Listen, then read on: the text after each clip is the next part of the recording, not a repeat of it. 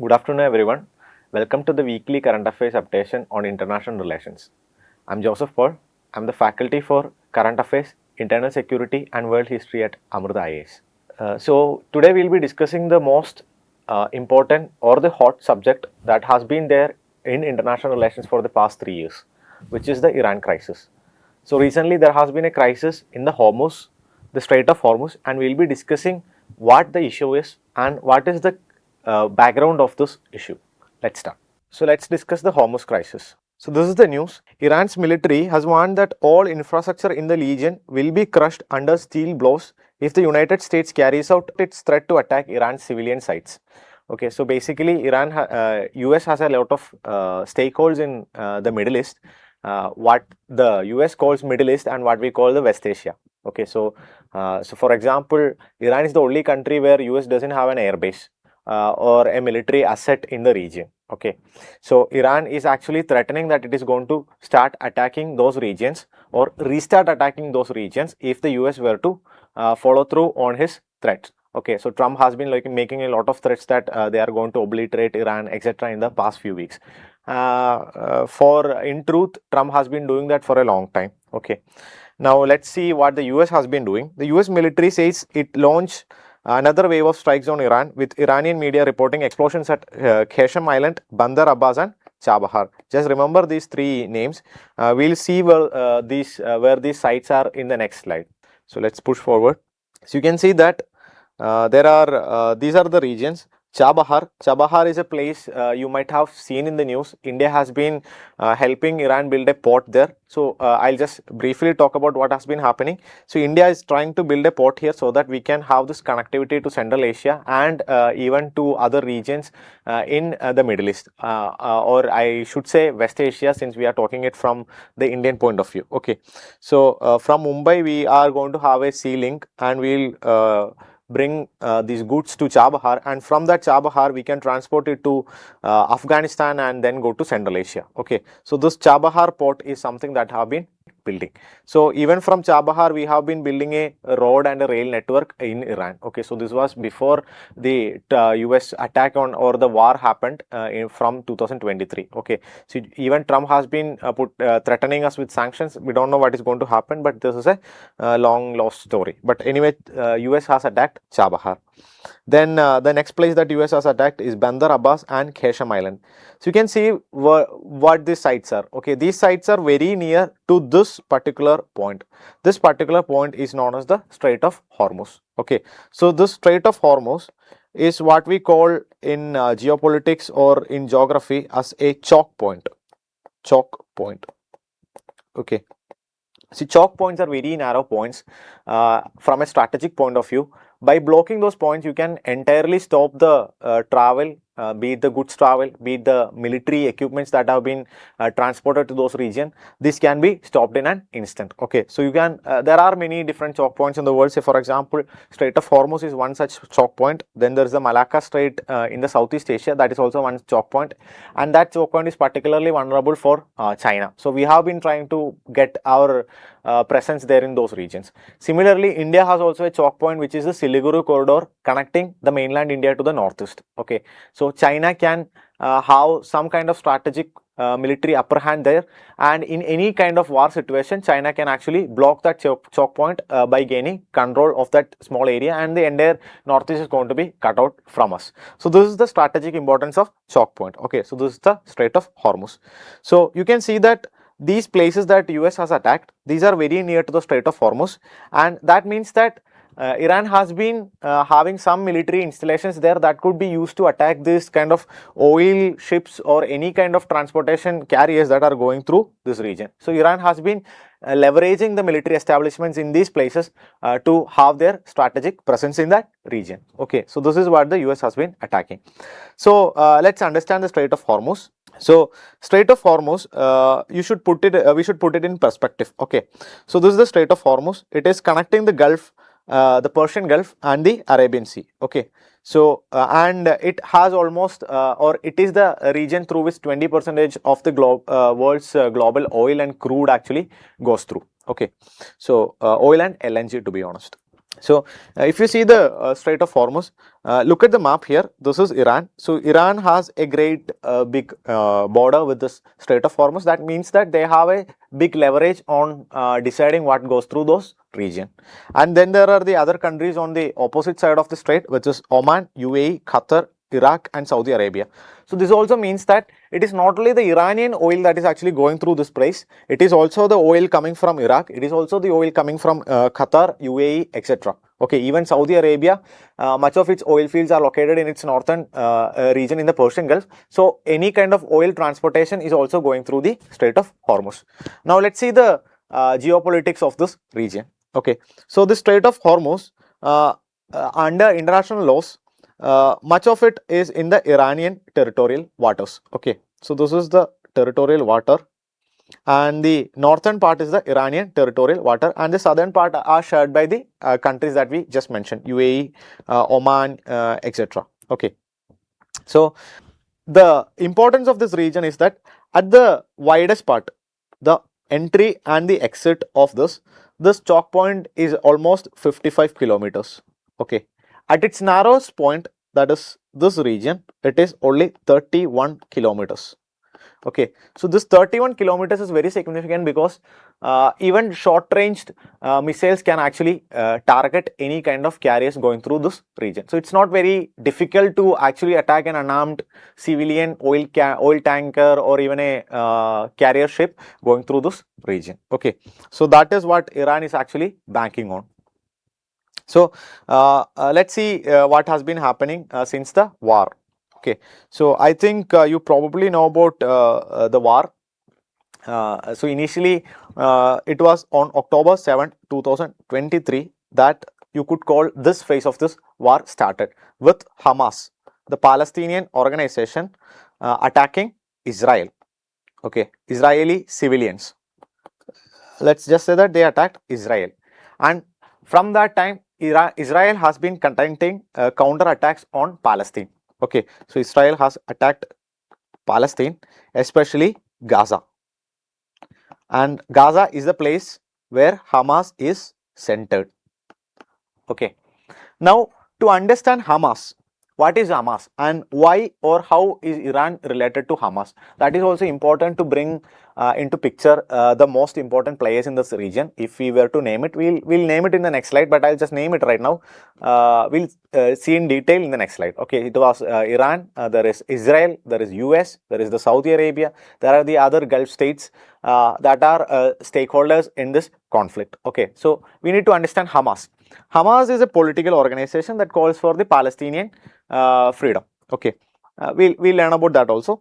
But Hamas is a part of a wider network of Iranian proxies, what Iran calls the axis of resistance. Okay, so Iran has this historic animosity with a few of the countries in West Asia. We'll learn about that also. But Iran has a strategy of not attacking them directly, be it the Saudis that they don't like, be it the Israelis, be it the US military post in those regions. They don't really or they never used to attack them straight on. Okay, so they have this group of proxies whom they are using to attack. So this proxies, if we were to name a few, one is Hamas in Palestine, then there is the Hezbollah located in Lebanon, then there is Houthis located in Yemen, and then there is the PMF group, which is an umbrella organization of many groups that are supporting or that follows the Iranian regime that are located in Iraq. Okay, so PMF in Iraq, Houthis in Yemen, Hezbollah in Lebanon, and Hamas in Palestine. Okay, so these are organizations which have their own independent agenda, at the same time work under the umbrella of the protection of the Iranian Revolutionary Guard Corps, which is known as the IRGC. Okay, so what you have to understand that if Hamas were to attack Israel on October 7, then we should be also of the assumption that there is very slight chance that Iran has not been a part of this planning. Okay, so a logical part would say that Iran knew this attack was going to happen. Maybe Iran even organized this attack. We don't know about this. We do not have conclusive proof of this.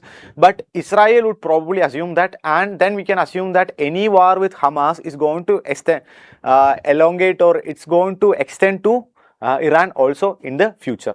It's just that how far they are going to take it and when they are going to take it.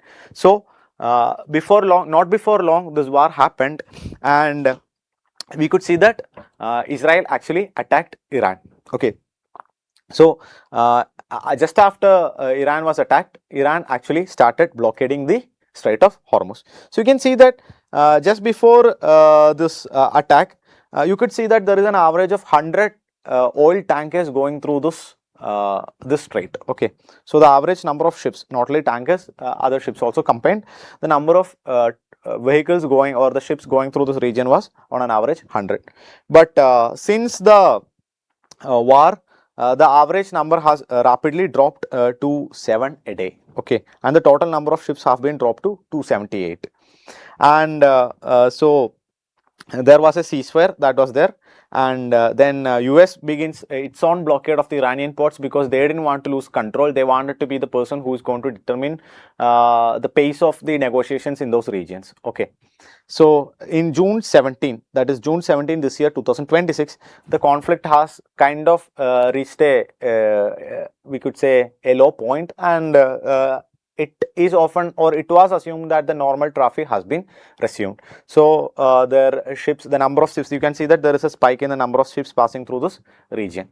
Okay, but there has also been few reports saying that there has been some unidentified projectiles hitting some of these carriers, tankers, etc. So Ever Lovely, which is a Singaporean ship, was attacked. Then there was a Kiku tanker attacked. So there has been some instances, and recently the US has been naming Iran responsible for these attacks, and the US has promised that they are going to make sure that these attacks do not take place further. Okay, so then you can logically see what is happening. Attack has been happening, US is not happy. US made sure that these regions from which Iran is actually attacking these ships, they are going to be destroyed, or the military establishments in these regions are destroyed. So that is what the US is doing. Now Iran is not happy with what is the US doing. So Iran is promising that we are going to attack the US assets in those regions. And remember, US is the biggest player in that region, even though it's not a regional power. It has their stakes there. It has a lot of air bases. Say Saudi Arabia hosts the largest air base for the US in Asia, in that region, and it has its own bases in all these countries. Okay, permanent bases in everywhere except Oman, I guess. So Oman has a temporary US station also. So what is the Iran's point of view? So Iran is saying that see, the ceasefire, we accept the ceasefire, but we are planning on something of a long term, because Iran faced a lot of destruction because of the war. Israel dropped a lot of bombs in Iran. US dropped a lot of bombs in Iran. So Iran is trying to get reparations for this war losses. Okay, so Iran is of the plan that they want to tax, or they wants to have some kind of a fee for the ships, fee from the ships that are going through this region. So Iran is saying that you need to go through the designated path that Iran's Revolutionary Guard, that's the Iran military establishment, or the most powerful group there, Iran Revolutionary Guard Corps. Okay, so its own navy is also there. So these are the people, they are saying that you need to go through this region. Okay, so Iran's IRGC has instructed all vessels wishing to cross through the Strait of Hormuz to follow a special route through the Iranian waters around Larak Island. Okay, so this is the Larak Island. So Iran is saying that all outbound traffic should go through this right hand side of the Larak Island, and all inbound ships should go through the this right side. Okay, when it coming from outside, it's the right side. So that is what they are saying. And IRGC has restricted the Omanian territorial waters for the ships to be using. Okay, so ships, so whenever a ship is actually trying to avoid the Iranian IRGC designated path, it might be probably the Iran that is actually attacking them. Iran IRGC has been threatening the ships going through those regions to follow this or face these kind of attacks. Okay, so that is what has happened. So this is the main news regarding the Hormuz. We have to see what Donald Trump's plan of action is. We have to see how the Iranians are going to respond to this. Okay, so this is since this is our first class, we will also try to understand the background of what is happening in West Asia. What is the major geopolitical confrontations that are there? What are the geopolitical fault lines in that region? And within those fault lines, we will be able to understand what is happening in West Asia. Okay. So let's understand what West Asia is. Okay, so this is the geographical expression which is known as Asia. This Asia is not one particular place. Okay, so this is West Asia, if we were to roughly map as a geopolitical theater, and this region is South Asia, this is Central Asia, this is East Asia, and this is Southeast Asia. Okay, East Asia, Southeast Asia, South Asia, Central Asia, and West Asia. And the Western countries, that is the Europeans or the Americans, they would call it Middle East. That is, this is East, that is, this is the East, and it is the middle while they're traveling from the East. Okay, so that is what they use, and the official Indian naming is West Asia. So this is the geopolitical theater that we are talking about. So while discussing this geopolitical theater, just see what is happening here. See, this region, yes, it is very much important from an oil point of view that everyone probably knows. Then there are other things also. See, there is the Suez Canal here. Okay, Suez Canal. Suez Canal is one of the major transportation slope, what we call the sea lanes of communication. Slopes are actually kind of roads, okay, in the sea. That is, these ships, they do not go through whatever way that they want. There are designated pathways through which the ships are supposed to go. Okay, so there are a lot of sea lanes of communication passing through the Suez Canal, connecting Asia and Europe. Okay, or whatever is going on to the Mediterranean Sea, and out of the Mediterranean Sea, 80% of it is actually passing through the Suez Canal. So you have the Suez Canal. Then you can also see this region. It is a critical region connecting the Indo-Pacific, the continental Asia, and the Europeans. Okay, so this is located in a particular crossroad of all this geopolitical theaters. Okay, so this is West Asia. Let's understand the history of West Asia. Okay, so what we call West Asia, there are a few countries there. So historically, West Asia has been a group of nomadic desert island, not really big in economy or anything, except for the ancient Mesopotamian civilization or the Persian civilization that was there.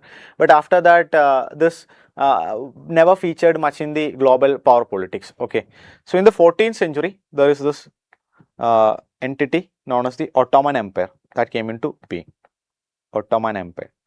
So this region entirely came to be under the control of the Ottomans, and this Ottomans ruled this region until the end of the World War I. Okay, so after the World War I, Ottoman Empire was dismembered. All these particular individual countries or individual states in that Ottoman Empire, they were split and they were made into different mandates. Okay, so for example, the country that followed Ottoman was Turkey. So you might have learned somewhere that there was this Turkey, and the Ottoman Khalifa was actually dethroned, and against this there was a movement that was also there in India, which was known as the Khilafat movement. So even Gandhiji took up those Khilafat issue and he merged it with the non-cooperation movement, which later formed the non-cooperation Khilafat movement. So you might know about it. But anyway, ultimately Turkey was established as a secular state under Kemal Atatürk, Mustafa Kemal Atatürk, okay, or what we call Kemal Pasha. So that is the successor state for the Ottoman Empire. Now there are other areas which were under the Ottoman control. These were taken by these winners of the World War I as their own mandate. Okay, so the region which came to be Israel, or which was known as the state of Palestine or the province of Palestine, was under British Mandate. Okay, so just after or then World War II happened. Okay, now World War II, you might know that there are a lot of atrocities that are happening against the Jews across the Europe, especially Germany. And in 1917, so I just forgot to mention something. In World War I, just as the British got the mandate, the Jews were a powerful group of people that were located across the world. They were scattered across the world. So they had this decide that they want to go back to their own original land, what they call the promised land. So they wanted to go to the promised land. You might have learned it in many, you might have seen it in many places. So there was this Malayalam movie also where this was shown. I forgot the name. It was a Delhi movie. So the British mandate. Okay, so the British actually promised under the Balfour Declaration that, okay, this was a declaration by the British. So under the Balfour Declaration in 1917, the Britishers promised that they will be helping the Jews to set up their own homes in the state of Palestine. Okay, so now this British promise was there, and across the World War or across the interwar period, the Jews were facing atrocities in different parts of the world, especially in Germany. So the Jews wanted to move out to somewhere, and then the place that they saw was the British promise, which was their promised land and which was under the British mandate right now. So they started to move to those region. Okay, so World War I ended, the British mandate ended, and the British suggested something that we all know about, which was partition. So the British suggested partition. They suggested that we'll part the state of or the region of Palestine into two. One is for the Arab Palestines,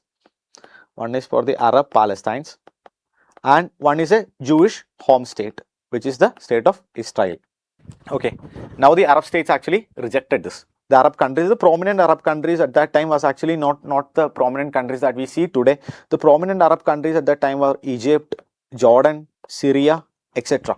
Okay, so they rejected this. Now Israel straightforward went ahead and declared independence. Okay, Israel declared independence. This happened in 1948. Okay, now and they straight ahead went ahead and declared war against the Arab states. So that led to the first Arab-Israeli war. So you need to just understand the significance of Palestine, because this is something what author Stanley Johnny might call the original sin of West Asia. So this is from where most of the crisis in West Asia actually began. Okay, the formation of the state of Israel. And there is also an old religious rivalry that was there, but that is not much relevant at this point of time. Okay, we'll discuss that, which is the Shia-Sunni issue. We'll discuss that later. And then there are a lot of crises that is happening there, which is Suez Canal crisis. Then there is the 6-day war. Then there is the Yom Kippur war. So these are all wars between the Arabs and the Israelis. And in all these wars, Israel was winning because of their support from the West, especially US and Britain.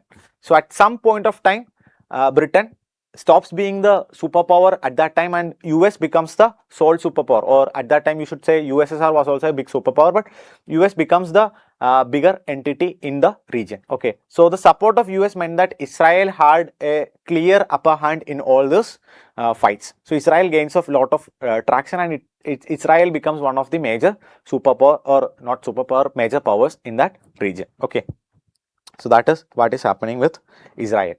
Now there is the next big group, as we already told, it is the Arabs. Now after the Suez Canal crisis, you have to know that US actually brokered a bit of agreements between Israelis and the Arabs. So Egypt actually recognized Israel in or Egypt came to be the first country, Arab country, that recognized Israel as a state and started having some good relationship with Israel. Okay, so you can see that US was actually kind of acting a bridge between the Israelis and Arabs. The Israelis and Arabs don't really like each other, but with US as the mediator, with US between them, they were kind of having a okay relationship. At times, yeah, the Palestinian cause flares up, and then they kind of have some kind of skirmishes, but that is also not, the skirmishes are often known as the intifadas. Okay, intifadas. Okay, but intifadas are often quite brutally suppressed by the Israelis. Then there is the next prominent group, which is the Iranians. Okay, so Iranian is very important from a cultural point of view. Iran, the number of people, the area that it controls is also very large. Okay, but initially you have to also see that Iran is also supported by the US. Okay, so after the democratically elected government of Mossadegh nationalizes the Iranian British oil company, the CIA, the American intelligence agency, actually orchestrates a military coup. Okay, and a American backed puppet regime comes up in Iran, whose regime is known as the Shah of Iran. Okay, so the Shah, his name is Reza Shah Pahlavi, who is supported by the US. So you can see US has its friends in Middle East, West Asia, which is Israel, Arabs and Iran under Shah. So everything was going fine for the West, especially the US. Now, Reza Shah Pahlavi had some issues. He was backed by the West. He was a modernist who believed in more of a Western style of education, Western culture, etc. So he implemented a lot of Western programs, Western-led cultural ideas in West Asia. Okay, so he was a modernist. At the same time, he was an autocrat. Nobody could speak against him. Okay, he was also corrupt. So you can see that Iran in this time period was seeing a lot of inequality. A lot of people close to the Shah was getting richer and richer. There was oil in Iran. Okay, and meanwhile oil was also flowing from Saudi Arabia. So subsequently Arabs, especially Saudi Arabia, started to become a major player in the region. So Iran was also a major player. So a lot of money was coming into Iran, but this money was disproportionately given to the wealthy elites. The poor people in the country, they were getting nothing. Okay, so now they were not at all happy. So there was this leader who was a religious leader. His name was Ruhollah Khomeini. So Ruhollah Khomeini was a religious leader, a mullah. So he started organizing this revolt against, or a revolution against, the Shah's corrupt regime. Now he uses one particular instrument for this, for bringing the people together. Say for example, Gandhiji in India used the strategy of non-violence to bring people together. So his idea was about unity. Now Ruhollah Khomeini, he used the tool of religion to bring people together. Okay, so he said that we are losing our culture, we are losing our religious purity to this Western ideas brought about by Shah. Shah, who is also a corrupt person, Shah, who is also responsible for the hunger, for the poverty in this country. So we need to go back to our ancient culture, we need to go back to our ancient religion and follow the religious laws if we were to develop and leave us in the glorious past that we had. Okay, so Ruhollah Khomeini leads this revolution, which is often known as the Islamic Revolution. Okay, Khomeini actually becomes successful, and the Islamic Revolution of 1979. So this completely changes the scenario of West Asia. Islamic Revolution of 1979. One of the fundamental objectives that Iran had under the Islamic rule under the Khomeinis, one of this was to expel the US from this region. Second was to fight Israeli occupation in the region. Okay, so under this itself, Iran declared that they are going to help the Palestinian cause. Now the Palestinians, they had this organization known as the PLO, the Palestinian Liberation Organization, which is more of a moderate organization. Now because of some election crisis and the leadership loss of the PLO, Hamas as an entity starts forming. Now Iran starts supporting this more of an extremist Hamas over the PLO, and Iran starts building its own proxies. Okay, so you can see now there is three big players in the region. Okay, which is Iran, which is under the Khomeinis, which is also a Shia populated community, a Shia kind of Islam being there. Then there is the Arabs, especially Saudi Arabia, which is the most important player. Saudi Arabia having the most important prominent sites of Islam, which is the Mecca and Medina. Okay, and there is this Sunni. So they are dominated by this faction of Islam known as Sunnis, and then there is Israel. Okay, so you can see that West Asia has become thoroughly tripolar, and US was there, who was a friend of Israel, who was also a friend of the Arabs, especially Saudi Arabia. So this is the region that you are having, and the Shias and the Sunnis, they have this ancient problem. They are having this rivalry, and they don't like each other. Iranians and the Israelis, they don't like each other. The Arabs and Israelis, not so much, but they both like US. Okay, so that is, they don't like each other, but they like US. That is the situation that you can see. Now, another big event in this history was the 2011 Arab Spring. Okay, so 2011, there was a series of revolts or a series of movements against these despotic rulers in those regions. Okay, so in those regions, say for example, let's consider one country, Syria. So Syria is actually a Shia majority country. Shia majority country that they have the support of the Iranians. Okay, so it was ruled by a Shia leader whose name was Bashar al-Assad.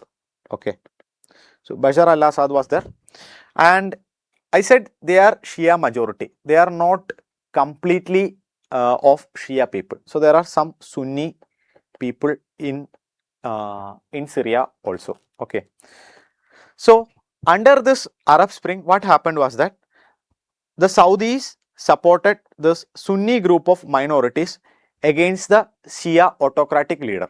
Okay, so a movement was there in Syria against Bashar al-Assad. Similarly, the Iranians, they started supporting these kind of autocratic leaders who are belonging to the Sunnis in Sunni majority countries. For example, Yemen. Okay, so I'll just erase a bit and put that there. Okay, so you have Yemen. Okay, Yemen having a Sunni government that is backed by Saudi Arabia. So just as the Saudis supported a Sunni group against the Shia majority country and its ruler Bashar al-Assad, the Iranians started supporting a group known as the Houthis, who are Shia communities, against the Sunni government backed by Saudis in Yemen. So you can see that this happened in many countries, and a lot of civil wars were going on in this region. Okay, so the Arab Spring actually started from a demand for democracy from these despotic rulers. At the same time, it ended as an Arab winter, where this entire region was actually now going into civil war. So you can see that Iran has its own proxies. So let's put Iran like this, with its own proxies, which are the Houthis and the Hamas and the Hezbollah, etc.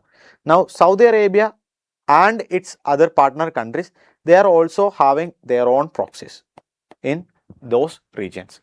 Now Israel works alone. Israel has the US and the West supporting it.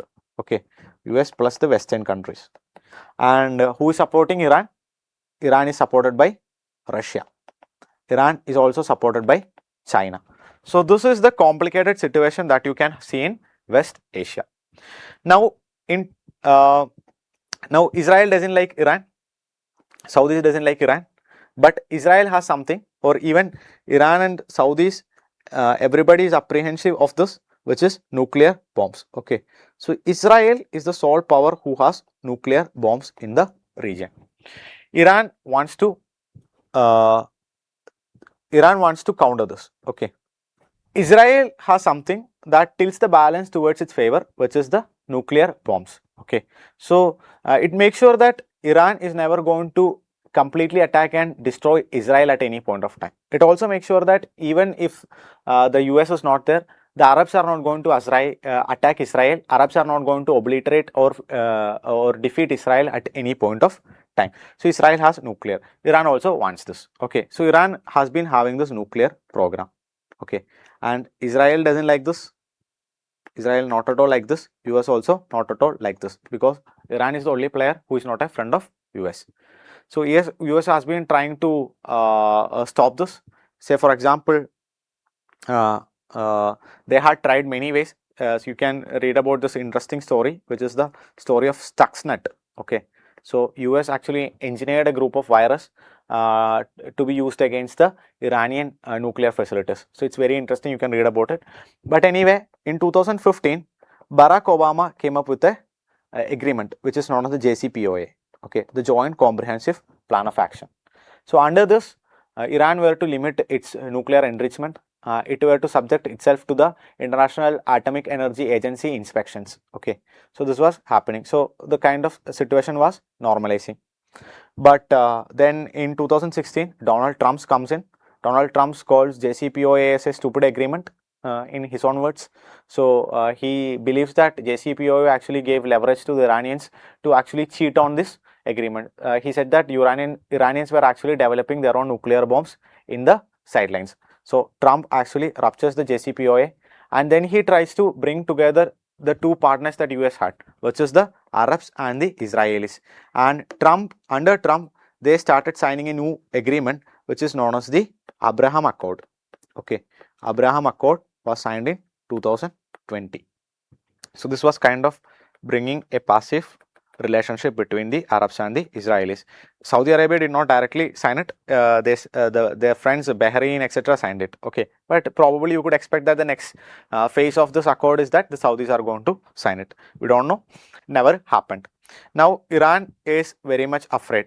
The chance that West Asia, which was more of a balanced tripolar area, the only thing that tilted the balance was the nuclear weapons, which they were trying to get for themselves. Now this could be seen, or this could become a bipolar region. You could see US backed allies like the Arabs and the Israelis against the Iranians, and you can see that Russia was getting weaker.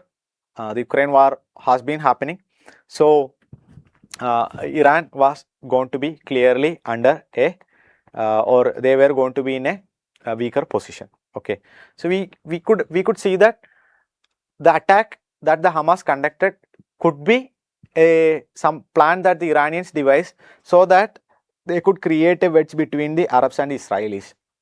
Remember, Palestinians are actually Arabs. So if some kind of Arab or Palestinian attack happens on Israel, and the Iranians are pretty sure that Israel is going to fight back twofold, threefold, maybe tenfold, and when Israel does that, Arabs cannot abandon their Palestinian brothers, right?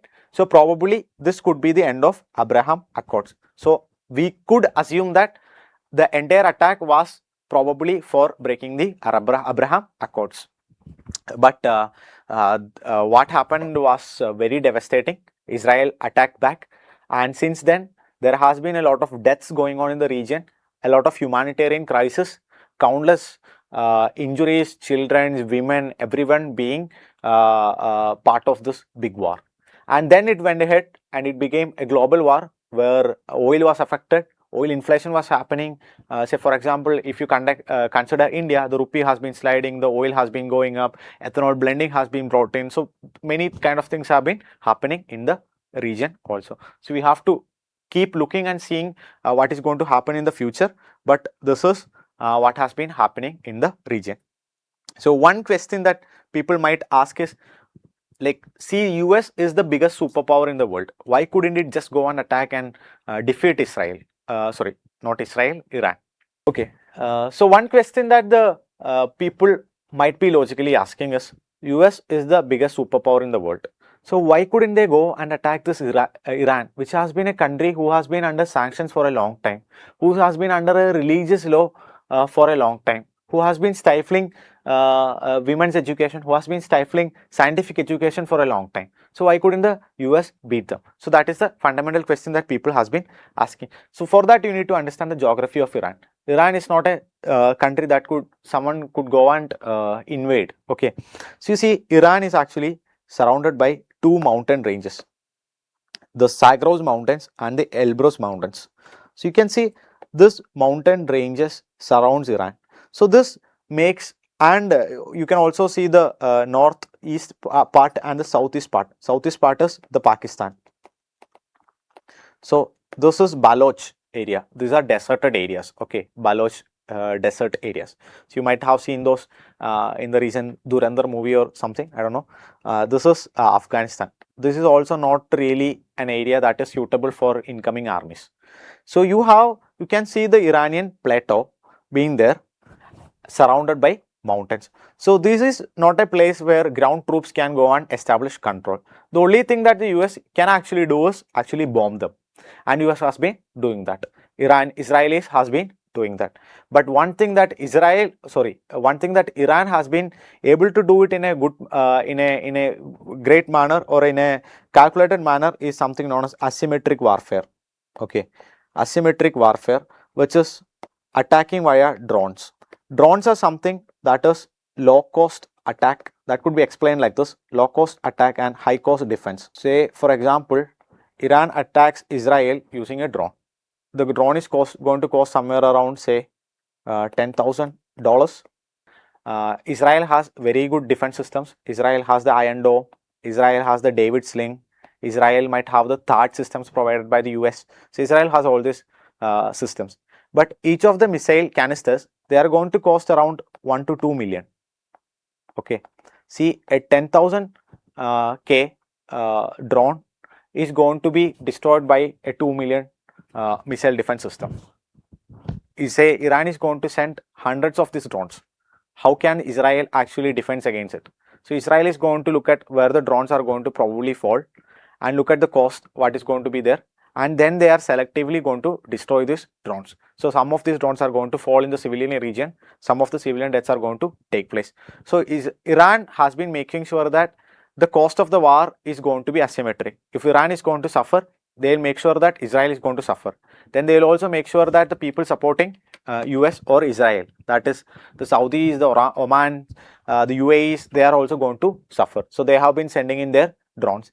But Iran has also been very calculated in that scenario. Iran hasn't been attacking any civilian areas in the Arab countries. They have been particularly targeting American air bases. Okay, so 1 or 2 drones or missiles that have been falling in those regions, these were either taken down by the air defense systems, or some of them were actually wrongfully fallen out of target. Okay, so Iran is going on a big war, big calculated war. Let's see where they are going to go. So they had to face a lot of losses. They lost their supreme commander Ayatollah Ali Khamenei recently. They have a new commander Mojtaba Khamenei. So Ayatollah Ali Khamenei's funeral was last week. We haven't seen Mojtaba Khamenei after he's being made the Ayatollah. So that is there. Most of Iran's military establishment, the people in the higher structures, they have been killed, assassinated. So we have to see how Iran is going to come back, how Iran is going to ultimately we want the war to stop. We also want these countries to have a situation where the people in those countries, they can have a normal life. So we have to see how Iran is going to come back from this war-torn country into a normal society. If they are going to see some kind of governance restructuring there, how the Strait of Hormuz is going to work, because especially Strait of Hormuz and the oil is very important for the world, especially Indians, because inflation is happening. We can see there has been a lot of shortages of LPG, petrol, etc. So these are things that we need to keep watching in the newspaper. So do keep reading the newspaper and keep all these points in mind so that you can understand what is happening. You can predict what is going to happen in this region. So I have also kept a few quick pointers and quick words that we have seen in the session today, which is Islamic Revolution, Tripolar West Asia, then the axis of resistance, the Hamas, the Hezbollah, the Houthis, etc. Then the JCPOA and nuclear deterrence as a guarantee that the other country is not going to attack us. I told you Israel has this nuclear deterrence. Iran also wants this nuclear deterrence. Arab Spring of 2011, the Abraham Accords of 2020, and the October 7 attack by Hamas. Okay, so do keep reading the newspaper So people who like to analyze geopolitics, people who likes to understand what is happening across the world, I believe this might give you a very brief introduction into what is happening. This might give you a brief pointers into how or what you should need to read so that you understand what is happening in this region. Thank you. Amrita IAS Academy.